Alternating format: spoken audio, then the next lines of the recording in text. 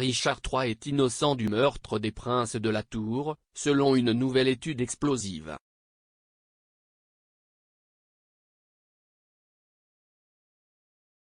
Richard est devenu connu comme le roi meurtrier d'Angleterre, désireux de gagner et de s'assurer le pouvoir.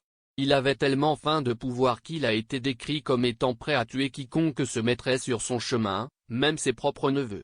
L'événement est devenu connu sous le nom de Prince in the Tower, le meurtre apparent dans les années 1480 du roi déchu Édouard V et de Richard de Shrewsbury, duc d'York.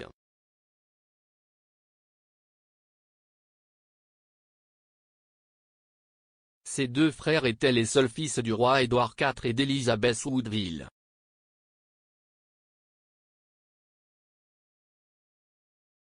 Lorsqu'ils avaient respectivement 12 et 9 ans, ils furent hébergés dans la tour de Londres par leur oncle paternel et tout-puissant régent le duc de Gloucester, qui devint plus tard le roi Richard III.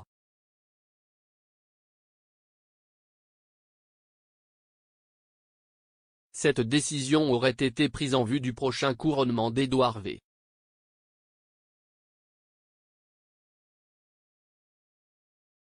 Mais, avant que le jeune roi ne puisse être couronné, lui et son frère ont été déclarés illégitimes et les garçons n'ont jamais été revus.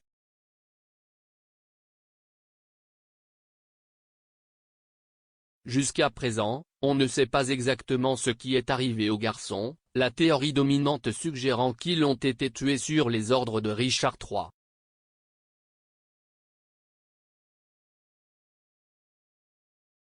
Mais, selon les chercheurs, la réputation de Richard a été injustement calomniée car le monarque n'a en fait pas tué ses neveux.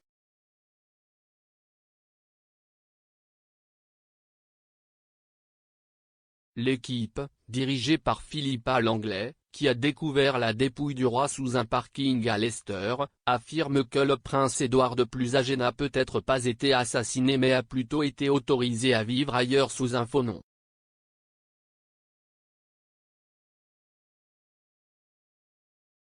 Ils se sont penchés sur une piste de documents qui les ont conduits dans un village du Devon où des symboles yorkistes ont été trouvés dans l'église locale.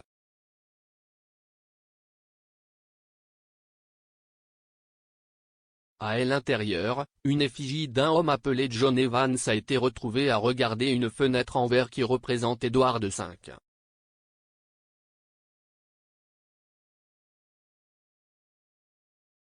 Les chercheurs du Missing Prince Project pensent que le mystérieux John Evans pourrait être l'alter ego d'Édouard V.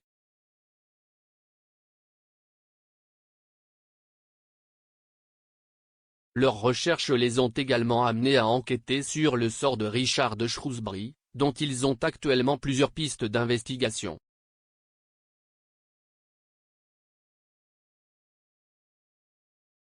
Le point de vue selon lequel Richard III a joué un rôle dans le meurtre des jeunes garçons a été soutenu à travers l'histoire, y compris par William Shakespeare dans sa pièce.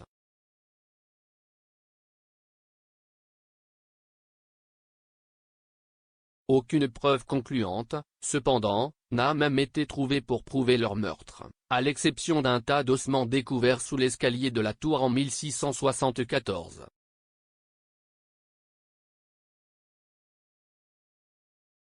John Dyke, chercheur principal du projet, a déclaré au Daily Telegraph, « L'idée d'un prince disparu se trouvant en bas dans le Devon peut sembler fantaisiste au premier abord.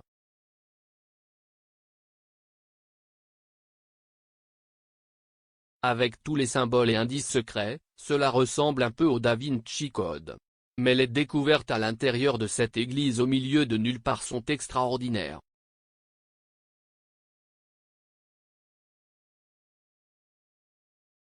Les preuves suggèrent qu'Edward a été envoyé pour vivre ses jours sur la terre de son demi-frère tant qu'il se taisait, dans le cadre d'un accord conclu entre sa mère et Richard III, et plus tard avec Henri Tudor.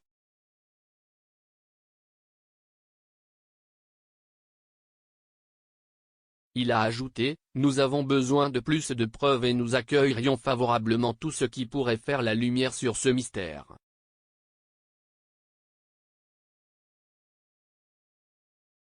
Mais nos découvertes semblent déjà pointer dans une direction, que Richard III était innocent.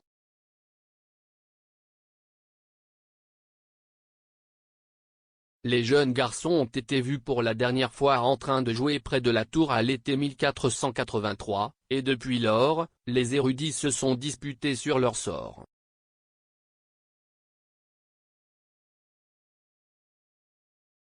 Les restes trouvés en 1674 reposent dans une urne de l'abbaye de Westminster, mais la reine aurait refusé à 3 reprises de permettre aux scientifiques d'analyser les restes.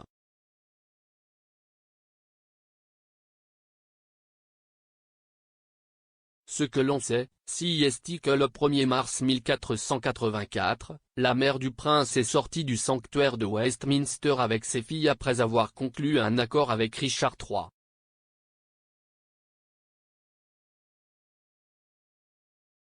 Elle écrivit alors à son fils aîné Thomas Grey, marquis de Dorset, un rebelle qui se trouvait en France avec le prétendant Henri Tudor, lui disant de rentrer chez lui car Richard avait accepté de lui pardonner dans le cadre de l'accord.